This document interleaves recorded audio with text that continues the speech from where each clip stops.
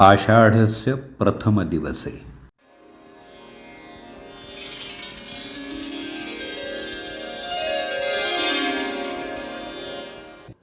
फार फार वर्षांपूर्वीची गोष्ट आहे. साधारण इसवी सनाच्या 4थ्या शतकातली. विद्वत्तमा नावाची एक रूपसुंदर राजकन्या होती. रूपाबरोबरच बुद्धीचं असामान्य वरदान लाभलेली, पण काहीशी गर्विष्ठ आणि अहंमन्य. विवाहयोग्य राजकन्यासाठी सुयोग्य विद्वान वराचं संशोधन सुरू झालं. तिच्यामुळं दुखावल्या गेलेल्या प्रधानानं तिची खोड जिरवण्यासाठी एक युक्ती केली. अत्यंत देखण्या पण काहीशा निर्बुद्ध तरुणाला पढवून त्यानं राजकन्याच्या समोर उभं केलं.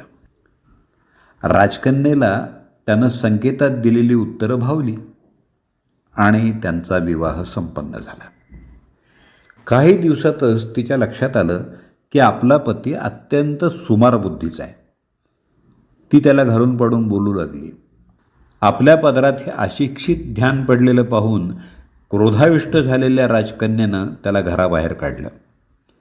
अत्यंत उद्विग्न मनस्थितीत तो तरुण घराबाहेर पडला.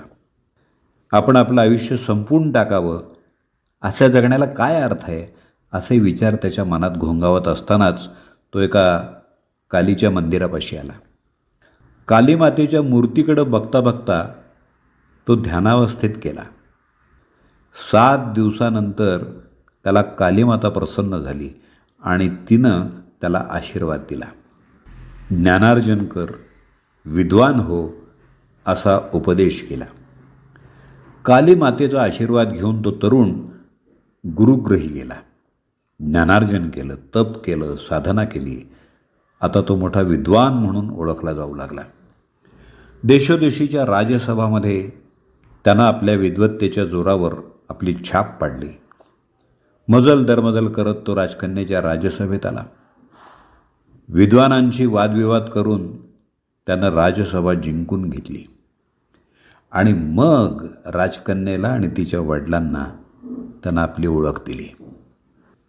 राजकन्यानं अस्ति कश्चित वाग्विशेषः असा प्रश्न विचारला. त्याच्या उत्तरादाखल प्रश्नाच्या प्रत्येक शब्दातलं आद्याक्षर घेऊन अस्ति कुमारसंभव, कश्चित मेघदूत, वाग रघुवंश ही 3 महाकाव्य त्यानं तिला ऐकवली. पुढं राजकन्येनं त्याचा स्वीकार केला. त्यांचा संसार सुखानं संपन्न झाला. हा विद्वान तरुण पुढं महाकवी कालिदास म्हणून भारताच्या इतिहासात अजरामर झाला. भोजराजाच्या दरबारात मानाचं स्थान भूषवणाऱ्या या कवीनं त्याच्या काव्यसंपदेनं, विद्वत्तेनं इतिहास रचला.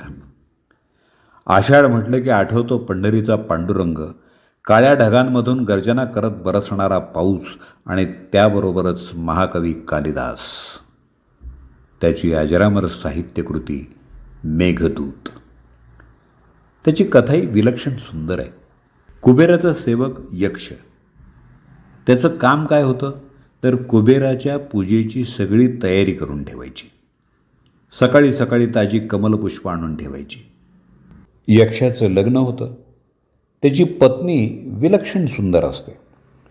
सकाळी सकाळी उठून कमलपुष्प आणायचं त्याला जड वाटायला लागतं आणि तो रात्रीच कमलपुष्प आणून ठेवू लागला.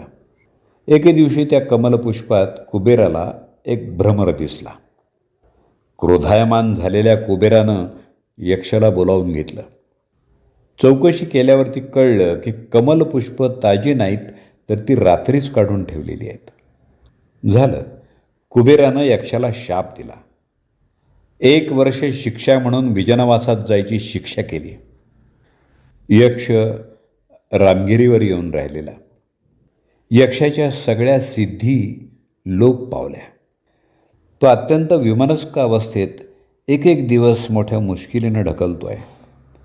आपल्या प्रिय पत्नीच्या वियोगानं व्याकुळ झालेल्या यक्षाला कशाचीच शुद्ध नाही आहे.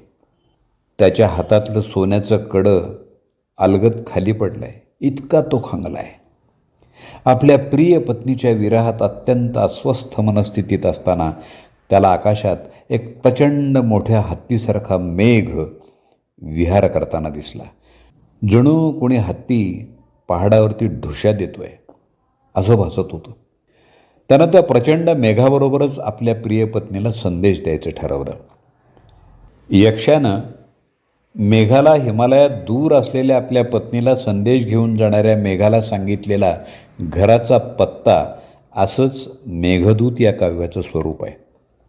आषाढस्य प्रथम दिवसे मेघमाश्लिष्टसानुं वप्रक्रीडा परिणत गज प्रेक्षणीयं ददर्श. अशी सुरुवात असलेल्या या महाकाव्यामध्ये वाटेत दिसणारा अनुपम सुंदर निसर्ग, प्रदेश, माणसं याचं वर्णन त्यात आलेलं आहे. त्यासंबंधी कालिदासाचं सूक्ष्म निरीक्षण, ज्ञान आजही अचंबित करणार आहे. आषाढापासून सुरुवात करून कालिदासानं वर्षा ऋतूत सृष्टीत होणारे बदल अत्यंत काव्यात्मक स्वरूपात मांडले आहेत. वैज्ञानिक सत्याची काव्यात्मक मांडणी आजही चकित करणारी आहे. शब्दसौंदर्य, विज्ञान, खगोलशास्त्र, भूगोल, संस्कृती, समाजशास्त्र अशा विविधांगाला स्पर्शून जाणारं त्यांचं लिखाण अचंबित करणार आहे. 111 श्लोक आणि 444 चरणांच्या या काव्याची रचना मंदाक्रांता वृत्तात केलेली आहे. या काव्याची मोहिनी जबरदस्त आहे. अनेकांनी त्याचा अनुवाद केला आहे. भारतीय भाषांबरोबरच अनेक परकीय भाषांमध्ये सुद्धा त्याचा भावानुवाद केला गेला आहे. मराठीमध्ये कृष्णशास्त्री चिपळूणकर, चिंतामणराव देशमुख, कवी कुसुमाग्रज, वसंत बापट, बाभ बोरकर, शांता शेळके अशा मान्यवर कवींनी याचा भावानुवाद केला आहे. सुप्रसिद्ध जर्मन कवी गटे कालिदासाच्या वाङ्मयावर फिदा झाला होता. शाकुंतल तो डोक्यावर घेऊन नाचला असा उल्लेख आहे. रघुवंश, कुमारसंभव ही महाकाव्य, शाकुंतल, मालविका अग्निमित्र ही नाटकं, मेघदूत, ऋतुसंहार ही खंडकाव्य प्रसिद्ध आहेत. इसवी सनाच्या 4थ्या शतकातल्या भोजराजाच्या दरबारातल्या कालिदासाच्या चातुर्याच्या अनेक कथा प्रचलित आहेत. कूटप्रश्न, समस्यापूर्ती, सुभाषितं यांच्या रचना कालिदासांनी केल्या. संस्कृत साहित्यातला शेक्सपियर म्हणून महाकवी कालिदासांचा गौरव केला जातो. त्यांच्या काव्यातलं अद्वितीय उपमा सौंदर्य लक्षात घेऊन उपमा कालिदासस्य असा त्यांचा गौरव केला जातो. असं म्हणतात की पूर्वी एकदा महाकवीची गणना करण्याचं काम सुरू झालं. हाताच्या बोटावर करंगळीपासून मोजायला सुरुवात केली.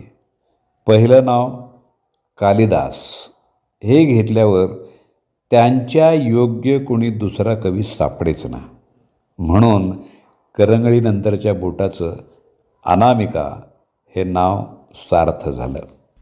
पुरा कवीनां गणना प्रसंगे कनिष्ठिकाधिष्ठित कालिदासः अद्यापि तत्तुल्य कवेर भावात अनामिका सार्थवती बभूव.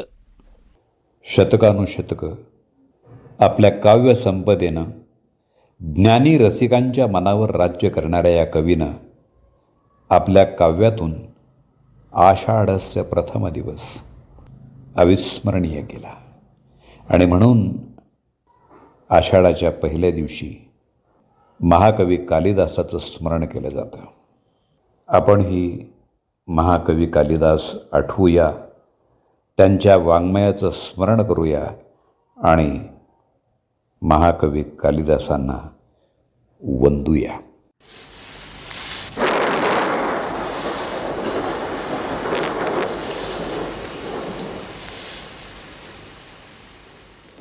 अनामिक लेखकाचं हे साहित्य नॉस्टॅल्जिया या व्हॉट्सअप ग्रुपवरनं उपलब्ध झालं. अभिवाचन दत्ता सरदेशमुख. 8329730186.